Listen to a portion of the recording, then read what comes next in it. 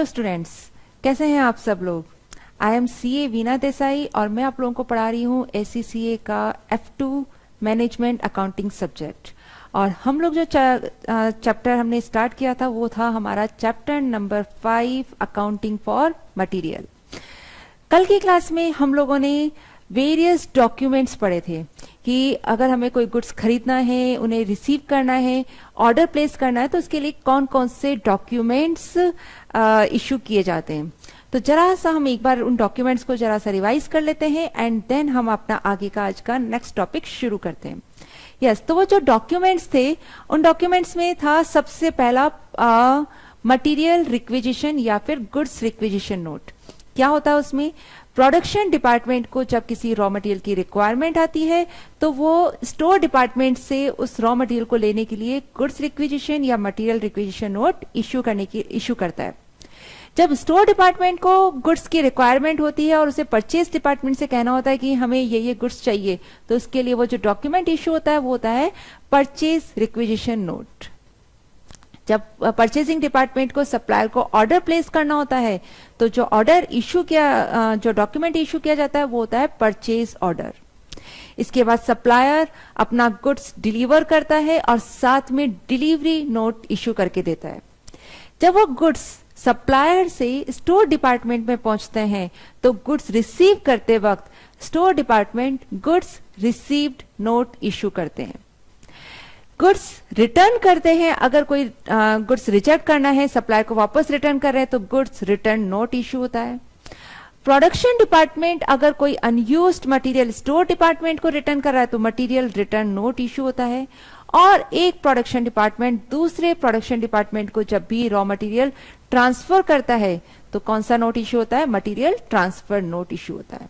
तो ये तो कुछ डॉक्यूमेंट्स के नाम थे और इन पर हमने वेरियस क्वेश्चंस भी कर लिए थे कल, जो आपके एग्जाम किट में थे और स्टडी मेट में थे। हम जो एग्जाम किट और स्टडी मेट यूज कर रहे हैं वो हमको यूज कर रहे हैं काप्लान का। नाउ आज हम नेक्स्ट टॉपिक पढ़ने जा रहे हैं और ये नेक्स्ट टॉपिक है annual cost of inventory. Yes, total annual cost of inventory. तो इन्वेंट्री की कॉस्ट में क्या क्या चीजें आती हैं, तो देखिए जब हमारे पास इन्वेंट्री पहुंच जाती है उसके बाद हम जो इन्वेंट्री की कॉस्ट बुक्स में रिकॉर्ड करते हैं, जो इन्वेंट्री की कॉस्ट बुक्स में रिकॉर्ड करते हैं उसमें हमारी तीन चीजें इंक्लूडेड होती हैं। एक तो होती है परचेज प्राइस, एक होती है होल्डिंग कॉस्ट, एक होती है ऑर्डरिंग कॉस्ट। अब ये तीनों हम क्यों ऐड करते हैं, देखिए परचेज प्राइस तो आप समझ ही गए होंगे। हमने क्या किया, सप्लायर को ऑर्डर किया, सपोज मैंने सप्लायर को ऑर्डर किया 1 लाख केजी, 1 लाख केजी मैंने कोई गुड्स ऑर्डर किया और जो उसने प्राइस कोट की थी वो प्राइस थी ₹10 पर केजी। ओके, ₹10 पर केजी थी। तो गुड्स ने, सप्लायर ने जो मुझे इनवॉइस दिया वो कितने का दिया, उसने मुझे 10 लाख का दिया। तो ये तो हो गई परचेज प्राइस। तो हमारी जो इन्वेंट्री की कॉस्ट है उसमें तो ये परचेज प्राइस आएगी ही, वेरी ऑब्वियस। अब ये क्या है, होल्डिंग कॉस्ट और ऑर्डरिंग कॉस्ट, ये दोनों क्या चीज होती है और क्यों हम इनको इन्वेंट्री की कॉस्ट में ऐड करते हैं, जरा आइए इस पर हम समझते हैं। तो देखिए क्या किया परचेसिंग डिपार्टमेंट ने, वो सारी चीजें हम पढ़ चुके हैं। अब हम आगे का नेक्स्ट पॉइंट देख रहे हैं।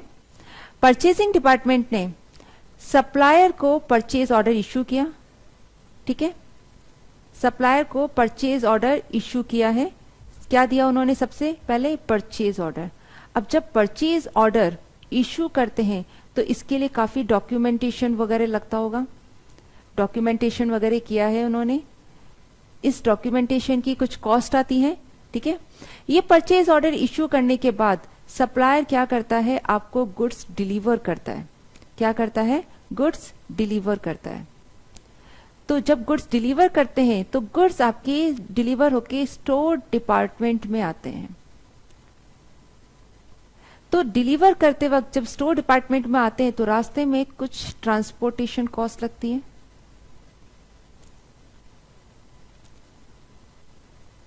ट्रांसपोर्टेशन कॉस्ट लगती है, कुछ आप ट्रांजिट का इंश्योरेंस करवाते हैं गुड्स से। सपोज एक सिटी से दूसरी सिटी में जा रहा है तो रास्ते के लिए आप उसका इंश्योरेंस करवाते हैं, इंश्योरेंस इन ट्रांजिट, जो रास्ते के लिए आप इंश्योरेंस करवाते हैं। और भी अगर कुछ आपके रास्ते में कुछ टैक्सेस वगैरह लग रहे हैं, टोल टैक्स वगैरह लग रहे हैं, तो वो सारी चीजें आपकी क्या होती हैं, ये सब आपकी कॉस्ट बन जाती है।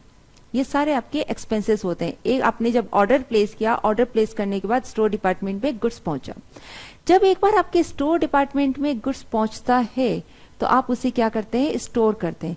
तो स्टोर कैसे करेंगे, उसके लिए आप कोई वेयर हाउस लेंगे। तो वेयर हाउस जब आप लेंगे, अगर आपने उसको रेंट पे लिया तो उसके रेंट चार्जेस जाएंगे, या अगर आपका खुद का वेयर हाउस है, आपकी कंपनी का अपना वेयर हाउस है, तो आपका उस पर डेप्रिसिएशन वगैरह चार्ज होगा।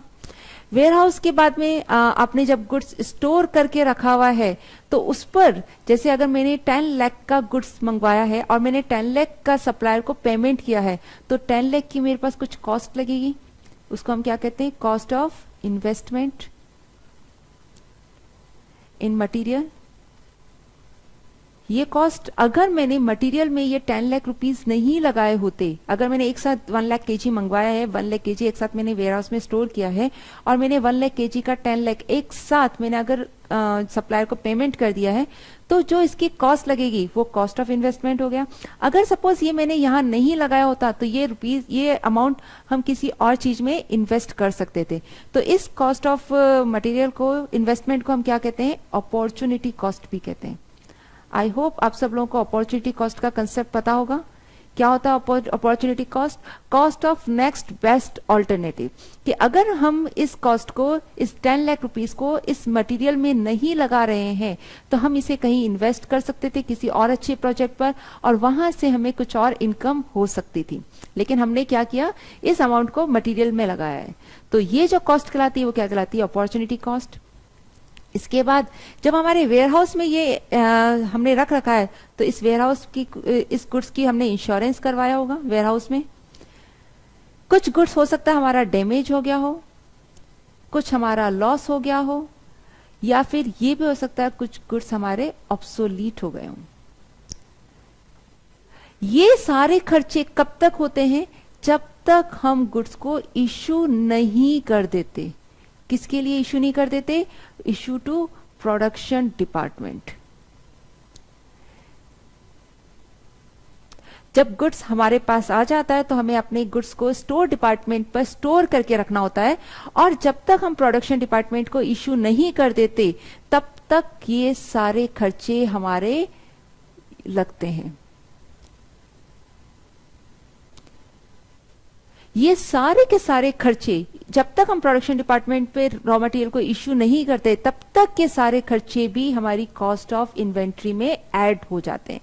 अब देखिए, यहां से जब हम एक बार हमारे पास स्टोर डिपार्टमेंट में गुड्स आ गए, और जब तक हमने इश्यू किया तब तक क्या किया, हमने इस गुड्स को कैरी करके चले। क्या करा है, हमने होल्ड करके चला है। एक बार जब सप्लायर से गुड्स आपके पास आ गया, और जब आने के बाद जब तक हमने प्रोडक्शन डिपार्टमेंट में उसे इश्यू किया, तब तक की जो हमारी कॉस्ट है वो सारी कॉस्ट क्या कहलाती है, होल्डिंग कॉस्ट। क्योंकि हमने गुड्स को क्या करा है, होल्ड करके अपने पास रखा है।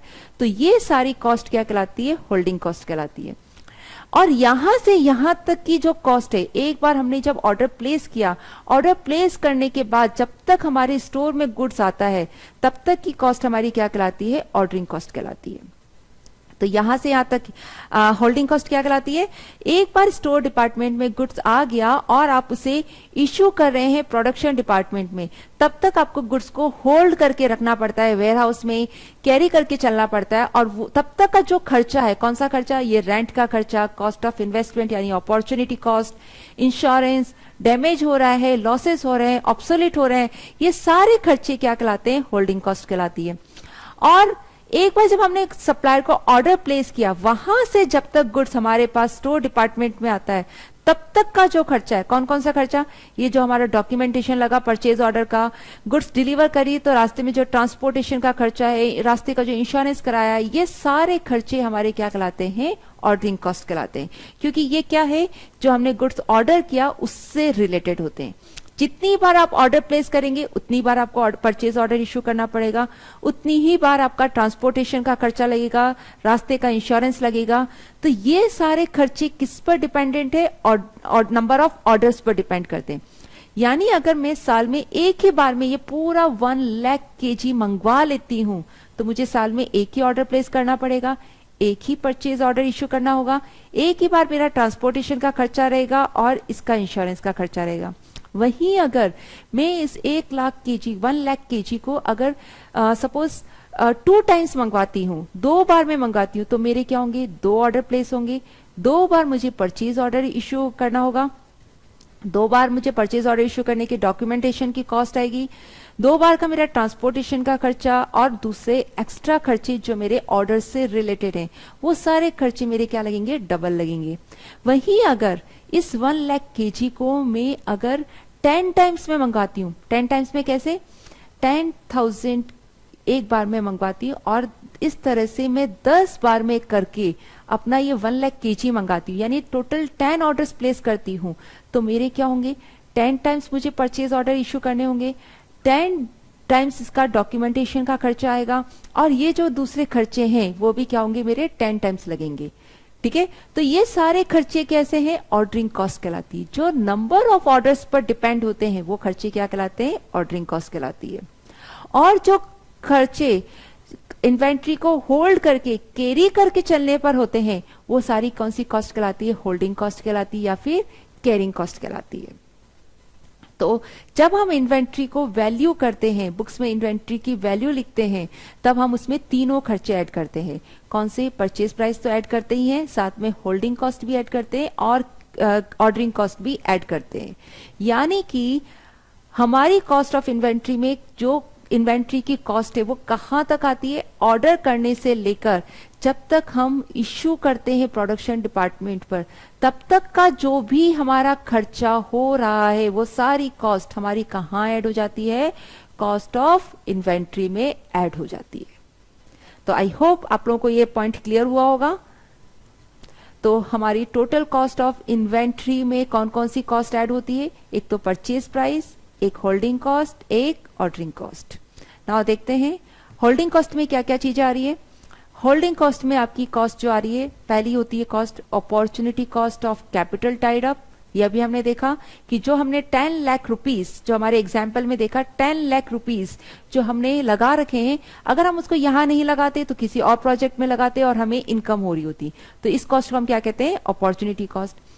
जो हमने इंश्योरेंस करा रखा है, डेट्रियोरेशन से जो हो रहा है, obsolescence, damage, pilferage, warehouse upkeep, store labour and administration work. यानी कि गुड्स एक बार स्टोर डिपार्टमेंट पर आ गया और आप प्रोडक्शन के लिए इश्यू कर रहे हैं, तब तक ये सारे के सारे खर्चे आपके जो लगते हैं वो क्या कहलाते हैं, होल्डिंग कॉस्ट कहलाती है।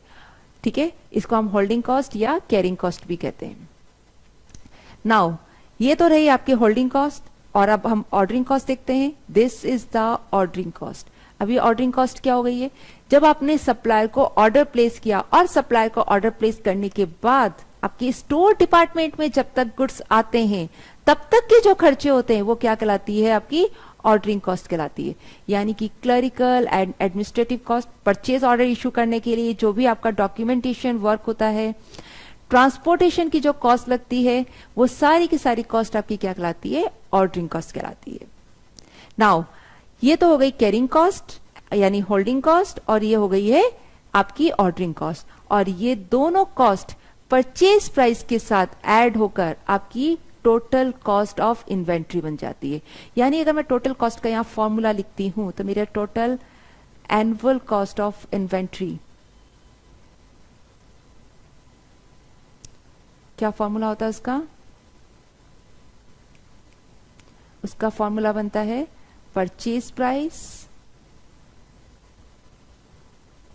Plus holding cost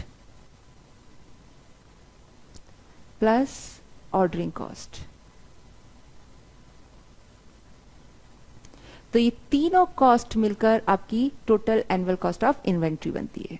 now purchase price निकालने का फॉर्मूला तो आप लोगों को समझ ही आ गया है किस तरह से है, जितनी यूनिट्स हम परचेज कर रहे हैं, यूनिट्स परचेज, इसका फॉर्मूला क्या होता है, unit purchased into rate per unit. किस तरह से निकालते हैं हम इसे, जैसे 1 लाख यूनिट्स अगर हम परचेज कर रहे हैं और मेरी 1 लाख केजी हम परचेज कर रहे हैं और 1 केजी की मेरी प्राइस है सपोज ₹10, तो मेरी टोटल कॉस्ट क्या हो जाएगी 1 लाख इंटू 10 लाख। तो ये मेरी परचेज प्राइस हो गया।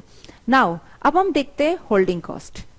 अब होल्डिंग कॉस्ट किस तरह से निकाली जाती है?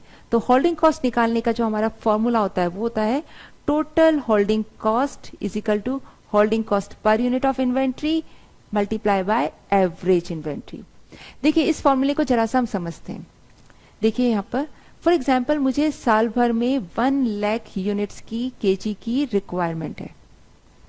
ओके कितनी की रिक्वायरमेंट है? 1 लाख केजी की रिक्वायरमेंट है। और हम मंगवा किस तरह से रहे?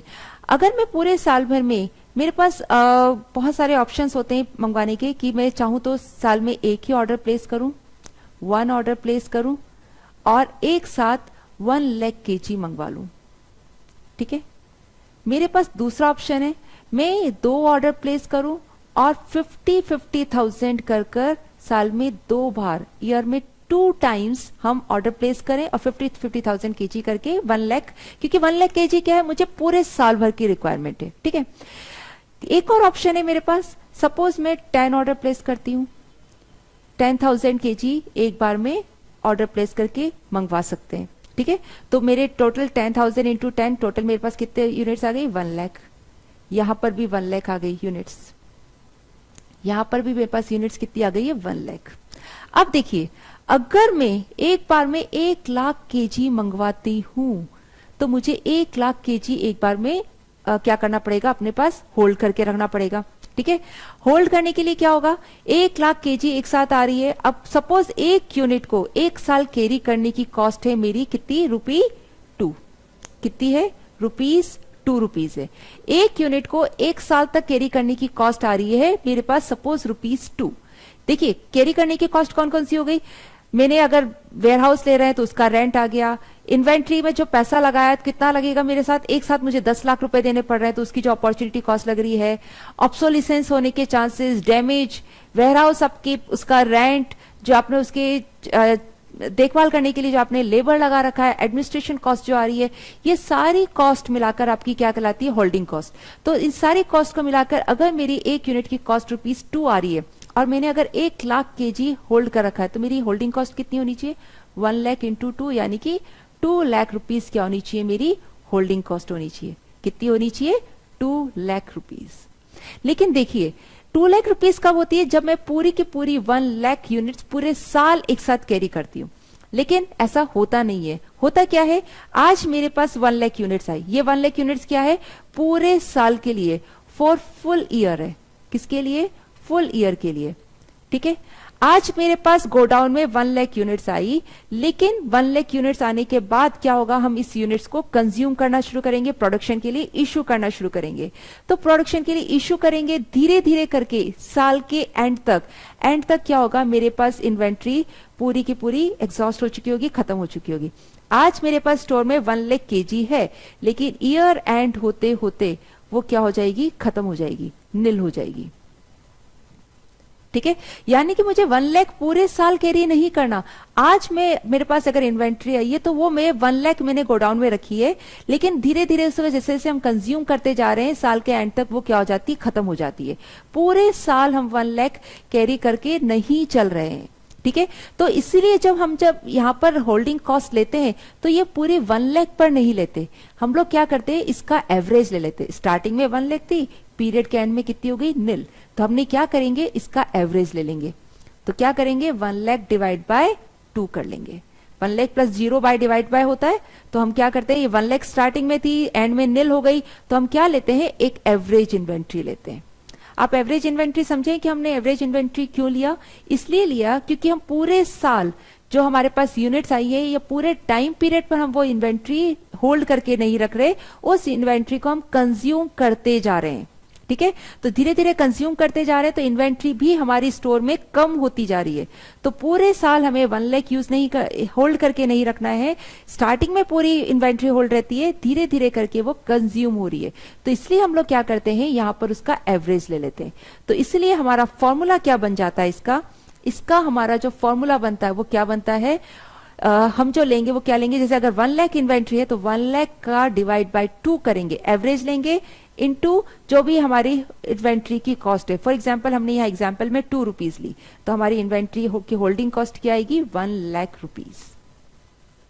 तो इसका फॉर्मूला क्या हो गया, holding cost per unit of inventory, this is the holding cost per unit of inventory multiply by average inventory.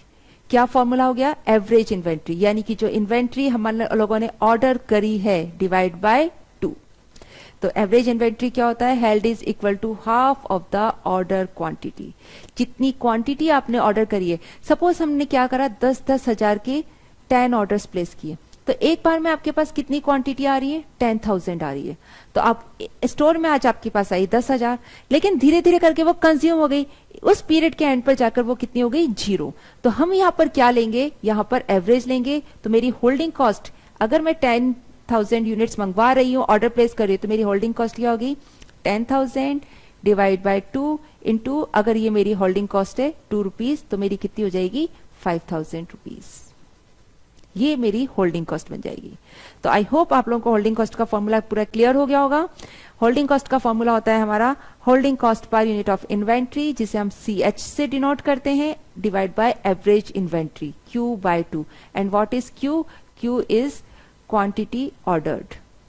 Q क्या है, Q इज क्वांटिटी ऑर्डर्ड। एक बार में आप जितनी क्वांटिटी ऑर्डर कर रहे हैं, जितनी क्वांटिटी आ रही है, जितनी क्वांटिटी ऑर्डर की उतनी ही क्वांटिटी आपको होल्ड करना है, उसका हम एवरेज लेते हैं मल्टीप्लाई बाय दिस। तो ये क्या कहलाती है, हमारी टोटल एनुअल होल्डिंग कॉस्ट।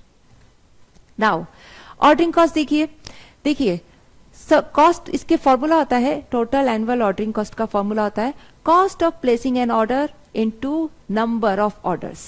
क्या फॉर्मूला है, cost of placing an order, जिसको हम CO कहते हैं, इनटू नंबर ऑफ ऑर्डर्स। अब नंबर ऑफ ऑर्डर्स कैसे निकालते हैं, देखिए अगर मुझे साल भर में रिक्वायरमेंट है 1 लाख केजी की, ठीक है, साल भर में रिक्वायरमेंट है 1 लाख केजी की, और हम लोग क्या निकाल रहे हैं, नंबर ऑफ ऑर्डर्स। सबसे पहले हम लोग क्या निकाल रहे हैं, नंबर ऑफ ऑर्डर्स निकाल रहे हैं। नाउ साल भर में अगर मुझे 1 लाख केजी की रिक्वायरमेंट है और मैं एक बार में 1 लाख केजी यानी 1 लाख केजी मंगवा रही हूं, तो मेरे नंबर ऑफ ऑर्डर्स कितने हो जाएंगे, 1 ऑर्डर। कितना ऑर्डर होगा, 1 ऑर्डर। सेकंड देखिए, अगर मुझे साल भर में रिक्वायरमेंट है 1 लाख केजी की, लेकिन एक बार में मैं अगर 50,000 केजी मंगवा रही हूं, तो अब मुझे कितने ऑर्डर्स प्लेस करने पड़ेंगे, यस बिल्कुल सही आंसर है, 2 ऑर्डर्स प्लेस करने पड़ेंगे। वहीं अगर मुझे रिक्वायरमेंट है पूरे ईयर में 1 लाख केजी की, और मैं कैसे मंगवा रही हूँ, एक बार में मैं 10,000 केजी मंगवा रही हूँ, तो मुझे कितने ऑर्डर प्लेस करने पड़ेंगे, 10 ऑर्डर्स प्लेस करेंगे। तो मेरे नंबर ऑफ ऑर्डर्स का फॉर्मूला क्या हो जाता है, इसका फॉर्मूला हो गया D upon Q। What is D, D is called annual requirement या annual demand. And what is Q, Q is quantity ordered.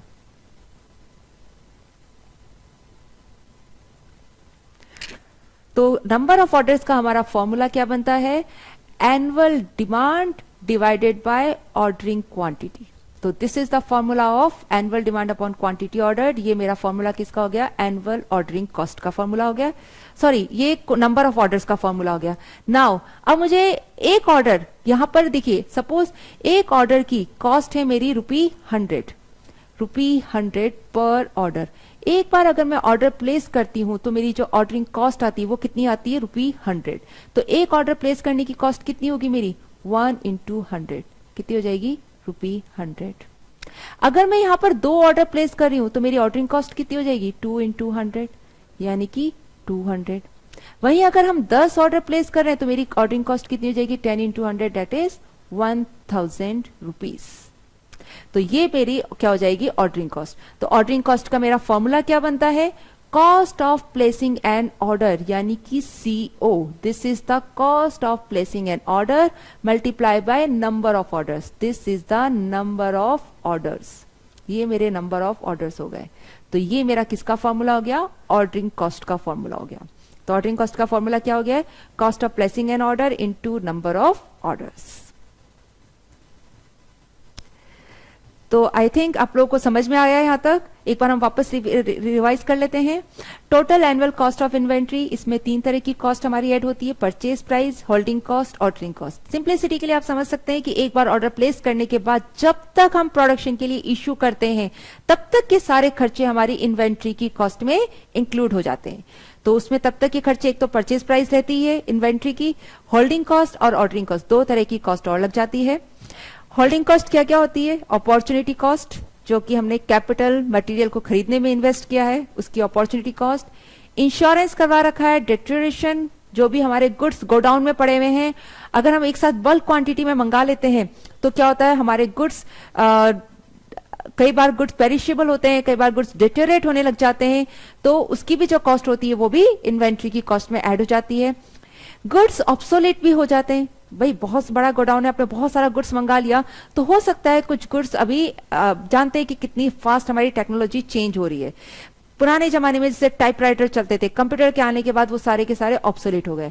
अभी अगर आपने एक हैंडसेट खरीदा है, 2 साल बाद वो मोबाइल का हैंडसेट आपका लिए क्या हो जाएगा, आउटडेटेड हो जाएगा, ऑब्सोलेट हो जाएगा। तो ये ऑब्सोलिसेंस कॉस्ट। डैमेज हो गए हैं, पिलफ्रेज हो गए हैं, कुछ गुड्स अगर आपने इतने सारे स्टोर करके रखे तो उनके डैमेजेस, लॉसेस के चांसेस बढ़ जाते हैं। वेयरहाउस अपकीप करने के लिए आपने रेंट पर वेयरहाउस लिया है, या अगर आपने उसके लिए सुपरवाइजर लगा रखा है, लेबर लगा रखा है, उसके लिए एडमिनिस्ट्रेशन कॉस्ट, ये सारे खर्चे किस में आते हैं, होल्डिंग कॉस्ट में आते हैं। जैसे जैसे जितनी ज्यादा हाई क्वांटिटी आप ऑर्डर करेंगे वैसे ही आपकी ऑर्डरिंग कॉस्ट, ये होल्डिंग कॉस्ट बढ़ती चली जाती है। इसका फॉर्मूला क्या होता है, holding cost per unit of inventory CH into average inventory. Average inventory यानी जितनी आपने क्वांटिटी ऑर्डर करी है, जो गुड्स हम होल्ड करने वाले हैं उसका हम यहाँ पर एवरेज लेके चलते हैं। और एवरेज क्यों लेके चलते हैं ये भी हमने एक्सप्लेन कर दिया था। वंस अगेन, क्यों एवरेज लेके चलते हैं, क्योंकि एक बार जो आपने क्वांटिटी ऑर्डर करी है उसके बाद जब आप दूसरी क्वांटिटी ऑर्डर प्लेस करते हैं तब तक वो वाली पहली वाली क्वांटिटी आपकी कंज्यूम हो चुकी होती है। फॉर एग्जांपल, अगर आपने एक बार में 1000 क्वांटिटी ऑर्डर करी है तो जब तक आपका दूसरा ऑर्डर प्लेस हो रहा है तब तक ये क्या हो जाता है, आपका गुड्स एग्जॉस्ट हो चुका होता है, कंप्लीट हो चुका होता है, खत्म हो चुका होता है। तो इसलिए यहां पर क्या हो जाता है, ये आपका निल हो जाता है। तो हम यहां पर क्या करते हैं, यहां पर इनका एक एवरेज लेके चलते हैं, क्योंकि 1000 यूनिट्स आप पूरे टाइम पीरियड पर होल्ड करके नहीं रख रहे हैं, ये धीरे धीरे से रिड्यूस होता रहता है। तो हम क्या करते हैं, यहाँ पर एवरेज लेके चलते हैं। Now ordering cost. Ordering cost क्या होता है, जो आपने सप्लायर को ऑर्डर प्लेस किया उसके बाद जब तक गुड्स आपके पास गोडाउन में आते हैं तब तक के जो खर्चे होते हैं वो सारे ऑर्डरिंग कॉस्ट में इंक्लूड हो जाते हैं, जैसे clerical and administrative cost, transportation cost. तो ये सारे कहाँ आपके इंक्लूड हो जाते हैं, ऑर्डरिंग कॉस्ट में इंक्लूड हो जाते हैं। फॉर्मूला क्या होता है इसका, cost of placing an order into number of orders. तो ये आपका फॉर्मूला हो गया है। तो इसका cost of placing an order is CO और नंबर ऑफ ऑर्डर्स आपके क्या हो गए हैं, नंबर ऑफ ऑर्डर्स का फॉर्मूला है annual demand upon quantity ordered. इस फॉर्मूले को आप इस तरह भी समझ सकते हैं, साल भर में अगर मुझे रिक्वायरमेंट है 1 लाख यूनिट्स की और एक बार में अगर मैं 1 लाख यूनिट्स मंगा रही हूँ तो मुझे एक ही ऑर्डर प्लेस करना पड़ेगा। वहीं अगर मैं इसको 10,000 करके मंगा रही हूँ तो मुझे साल में 10 ऑर्डर प्लेस करने पड़ेंगे। तो फॉर्मूला क्या हो गया, annual demand upon quantity ordered. तो ये वाला मेरा फॉर्मूला हो गया है किसका, ऑर्डरिंग कॉस्ट का। नाउ नेक्स्ट चीज है buffer inventory. Now what is buffer inventory. देखिए मैंने क्या देखा कि मैंने सपोज 1000 यूनिट्स प्लेस करी, ऑर्डर प्लेस किया, और मेरे पास जब तक मैं दूसरा ऑर्डर वापस प्लेस कर रही हूं तब तक मेरा क्या हो गया, ये सारा रिड्यूस हुए जा रहा है, एग्जॉस्ट हुए जा रहा है, और एंड में मेरा क्या हो गया, निल हो गया। अब अगर जब तक मेरे पास गुड्स नहीं आया है दूसरा गुड्स, अगर मेरे पास तब तक कुछ एक्स्ट्रा, अगर एकदम से अनएक्सपेक्टेड कोई मेरे पास डिमांड आ जाती है तो मेरे पास गुड्स क्या है, यहाँ पर मेरे इस पॉइंट पर एकदम से अगर मेरे पास कुछ रॉ मटेरियल की डिमांड आ गई, ओके, डिमांड आ गई, लेकिन मेरा तो गुड्स यहाँ पर खत्म हो गया। अभी मेरा जो नया वाला गुड्स आएगा वो मेरे पास इस पॉइंट पर आने वाला है, 1000 वापस मेरे पास इस पॉइंट पर आने वाला है, लेकिन यहाँ पर मेरा गुड्स खत्म हो गया। एकदम से अगर मेरे पास डिमांड आ गई तो मेरे पास गुड्स अवेलेबल कराने के लिए है ही नहीं, तो क्या हो सकता है, स्टॉक आउट हो सकता है, हमारा प्रोडक्शन इंटरप्ट हो सकता है। ठीक है, तो इन सब से बचने के लिए हम क्या करते हैं, इन सब से बचने के लिए हम कुछ इन्वेंट्री को अपने पास बफर में रखते हैं। बफर में रखते हैं मतलब जैसे कि मैंने सपोज 500 यूनिट्स अपने पास बफर में रख ली, मतलब 500 यूनिट्स मेरे पास हमेशा के लिए अवेलेबल रहेगी। अब आपने 500 यूनिट्स आपके पास हमेशा के लिए अवेलेबल है, आपने यहाँ पर 1000 यूनिट्स मंगाई, ये एग्जॉस्ट भी हो रही है, यहाँ एकदम से डिमांड आ गई, तो आप क्या कर सकते हैं, इस 500 जो आपके बफर है आपने रख रखा, वहां से आप उसे लेकर यूज कर सकते हैं, राइट। तो बफर इन्वेंट्री क्या कहलाती है, buffer inventory also called buffer stock और सेफ्टी स्टॉक, इसको हम सेफ्टी स्टॉक भी कहते हैं। तो is a question of supply in excess of forecast demand, demand आपकी जितनी है उससे आप एक्स्ट्रा आप कुछ फोरकास्ट करके अपने पास बफर में रख लेते हैं, वो बफर इन्वेंट्री कहलाती है। Is use to reduce the incidents और severity of stock out situations in sales and thus provide better customer service. एकदम से आपके पास अगर किसी गुड्स की रिक्वायरमेंट आ गई और आपके पास वो गुड्स अवेलेबल नहीं है, तो बफर स्टॉक को आप यूज कर सकते हैं उस डिमांड को फुलफिल करने के लिए। तो ये आपको स्टॉक आउट की सिचुएशन से सेव करता है। अब जब हमारे पास बफर इन्वेंट्री है तो हमारी होल्डिंग कॉस्ट क्या होगी, तो देखिए यहाँ पर अब हम दो तरह की यूनिट्स को कैरी करके चल रहे हैं, एक तो बफर इन्वेंट्री को और एक जो हमने क्वांटिटी ऑर्डर करी। लेकिन ये बफर इन्वेंट्री क्या है, ये बफर इन्वेंट्री मेरे pass through out the year रह रही है, और कितनी रह रही है, 500, ये कहीं पर भी खत्म नहीं हो रही है। तो बफर इन्वेंट्री पर तो होल्डिंग कॉस्ट कितनी लगेगी, ये पूरी की पूरी 500 पर लगेगी, क्योंकि पूरा 500 जो मेरी बफर इन्वेंट्री ये मेरे पास पूरे टाइम पीरियड पर रह रही है। लेकिन अगर मैं इस क्वांटिटी ऑर्डर की बात करती हूँ तो ये क्या है, मैंने आज मंगवाया था 1000 है, लेकिन टाइम पीरियड के बाद में ये क्या हो रही है, 0 हो रही है। तो ये 1000 धीरे धीरे करके हम इसे यूज करते जा रहे हैं, तो ये 1000 पूरे टाइम पीरियड पर आप कैरी नहीं कर रहे हैं, एक स्टार्टिंग में ज्यादा धीरे धीरे करके कम। तो इसका हम क्या करते हैं, एवरेज लेते हैं। बफर इन्वेंट्री का हम एवरेज नहीं लेते, उसको हम पूरा का पूरा एज इट इज लेते हैं। रीजन क्या है, ये आपका बफर इन्वेंट्री 500 की 500 पूरे टाइम पीरियड पर आपकी सेम यूज आ रही है। यहाँ डिमांड आई, आपके पास जैसे ही नया आया आप उसको अगेन फुलफिल कर लेते हैं, ठीक है। तो 500 आप पूरे साल होल्ड करके रखते हैं, और क्वांटिटी ऑर्डर का हम एवरेज करते हैं, क्योंकि स्टार्टिंग में ज्यादा होती है, धीरे धीरे करके कंज्यूम होती जाती है। तो इसका भी आप क्या करेंगे, इसको आप एवरेज करके चलेंगे और मल्टीप्लाई किससे करेंगे, कैरिंग कॉस्ट पर यूनिट से आप इसको मल्टीप्लाई करेंगे, तो ये आपकी क्या हो जाएगी, होल्डिंग कॉस्ट। तो बफर इन्वेंट्री के समय में हमारे टाइम पीरियड पर हमारा होल्डिंग कॉस्ट क्या होती है, बफर स्टॉक प्लस जो क्वांटिटी ऑर्डर करी उसका हाफ, क्योंकि उसका एवरेज लेंगे और मल्टीप्लाई करेंगे carrying cost per unit of output से। So this is the concept of buffer inventory. I think आपको बफर इन्वेंट्री का कॉन्सेप्ट पूरी तरह क्लियर हुआ होगा, और बफर इन्वेंट्री के टाइम पर जो हमारी होल्डिंग कॉस्ट होती है ये उसका फॉर्मूला है, राइट। और बफर इन्वेंट्री यानी कि इसको हम क्या कहते हैं, सेफ्टी स्टॉक भी कहते हैं, और ये हमें किससे प्रिवेंट करता है, स्टॉक आउट की सिचुएशन से प्रिवेंट करता है, उसे रिड्यूस करता है, राइट। चलिए कुछ क्वेश्चंस हैं, अब इस पर हम कुछ क्वेश्चंस देखते हैं। Now which two of the following are included in the cost of holding inventory. तो कॉस्ट ऑफ होल्डिंग इन्वेंट्री में क्या क्या आप, होल्डिंग कॉस्ट में क्या क्या आप इंक्लूड करते हैं, कॉस्ट ऑफ इंश्योरेंस, यस बिल्कुल ये इंक्लूड होता है cost of insurance. Delivery cost, no, delivery cost कहाँ जाता है, ये ऑर्डरिंग कॉस्ट में जाता है। Rental payment on storage space, yes, अगर आपने वेयरहाउस में या स्टोरेज स्पेस में करा, उसका रेंट दे रहे हैं, तो वो भी आपके होल्डिंग कॉस्ट में ऐड होता है।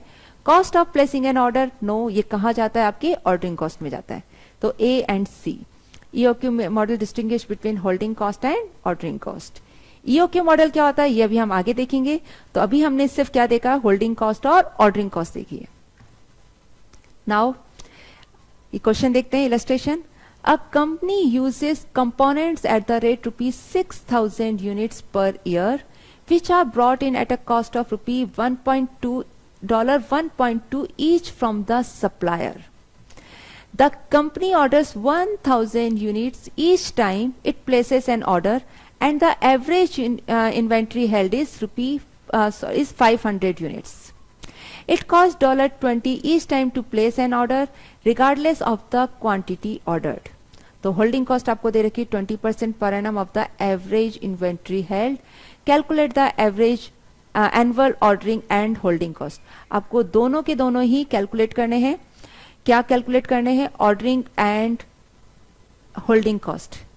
अब ऑर्डरिंग एंड होल्डिंग कॉस्ट कैसे कैलकुलेट करेंगे, तो देखिए कैलकुलेट करने के लिए सबसे पहले तो हमें ऑर्डरिंग कॉस्ट कैलकुलेट करते हैं।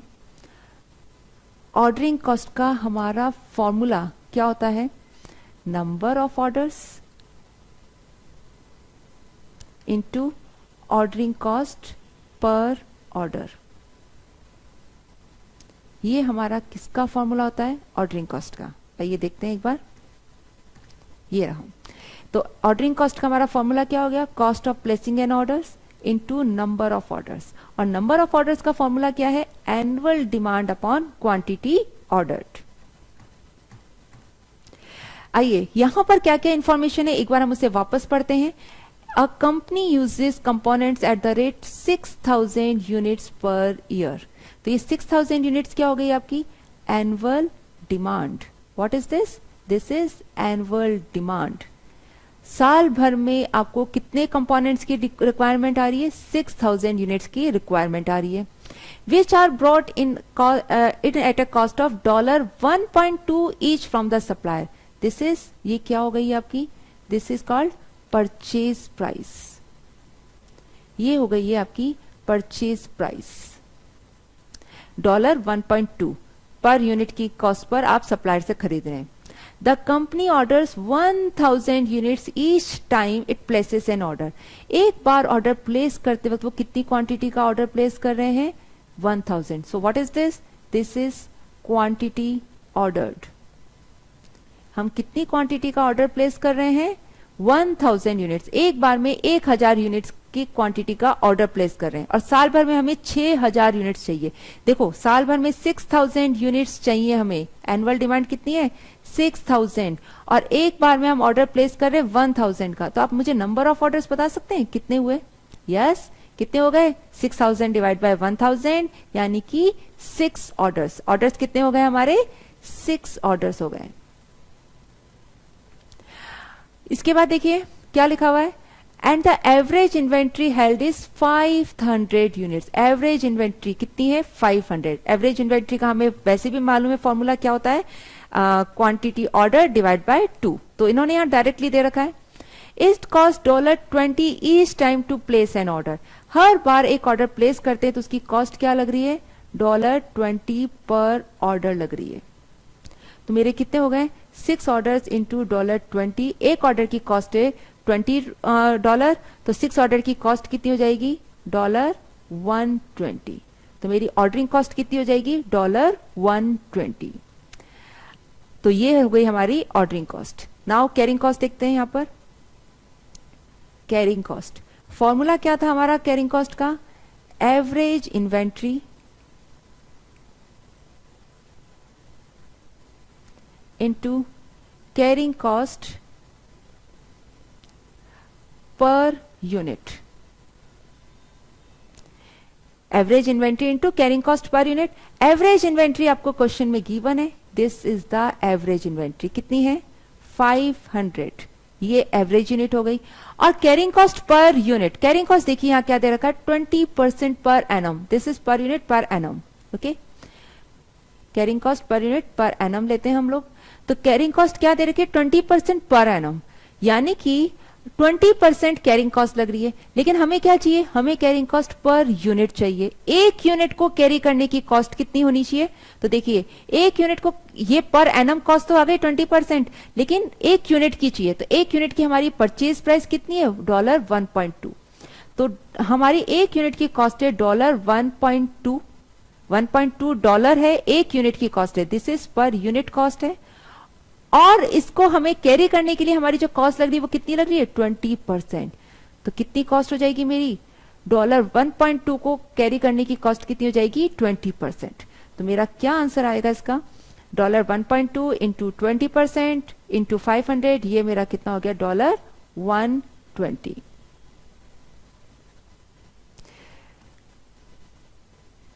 तो ये हो गई है, ये रहा $120। तो ये रही हमारी ऑर्डरिंग कॉस्ट। ऑर्डरिंग कॉस्ट का हमारा फॉर्मूला हो गया annual usage upon order size. 6000 divide by 1000 into $20 is equal to 120 हो गया हमारा।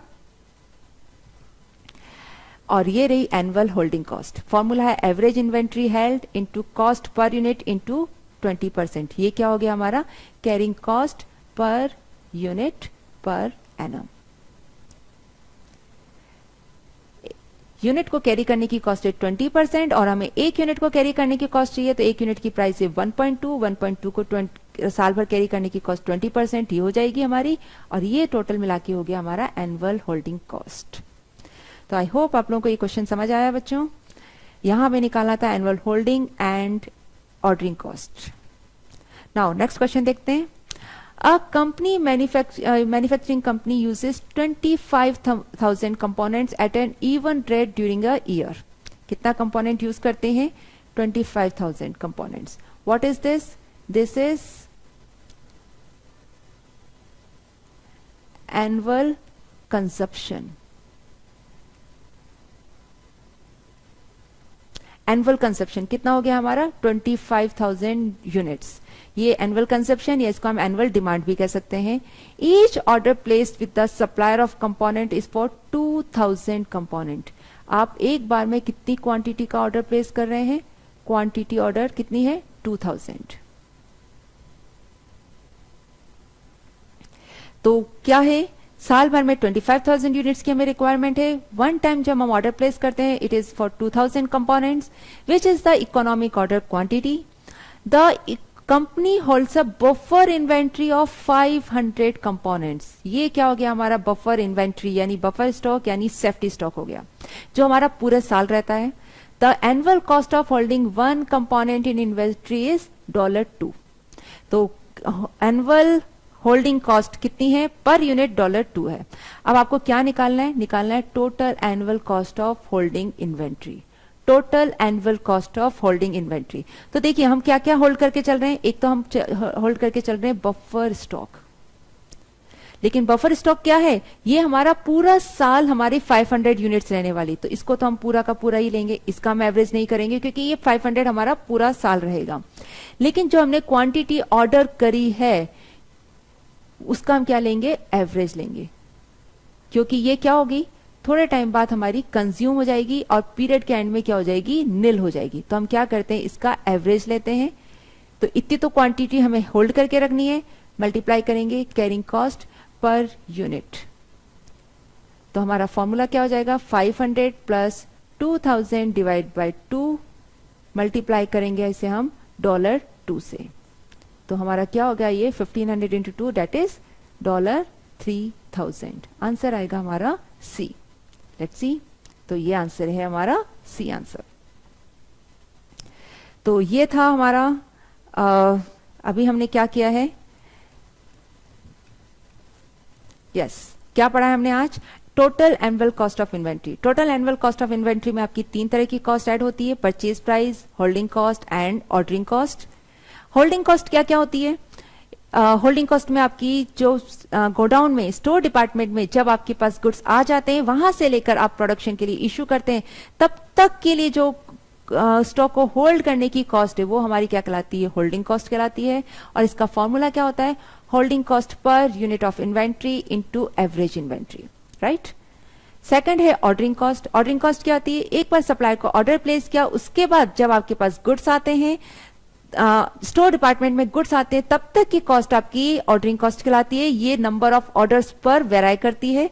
तो ये है हमारा एनुअल ऑर्डरिंग कॉस्ट का formula, cost of placing an order into number of orders. और नंबर ऑफ ऑर्डर्स का फॉर्मूला होता है हमारा annual demand divide by quantity ordered. Now buffer inventory. What is buffer inventory?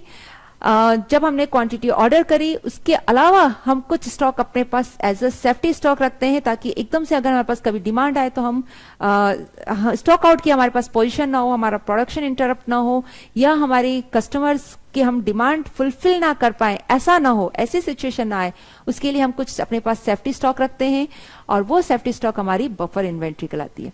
जब हमारे पास बफर इन्वेंट्री होती है तब हमारी होल्डिंग कॉस्ट क्या हो जाती है? Buffer stock plus half of quantity ordered into carrying cost per unit. Now ये कुछ क्वेश्चन है जो हमने यहां पर अभी करे हैं। तो बच्चों आज के लिए हम इतना ही करेंगे। Thank you.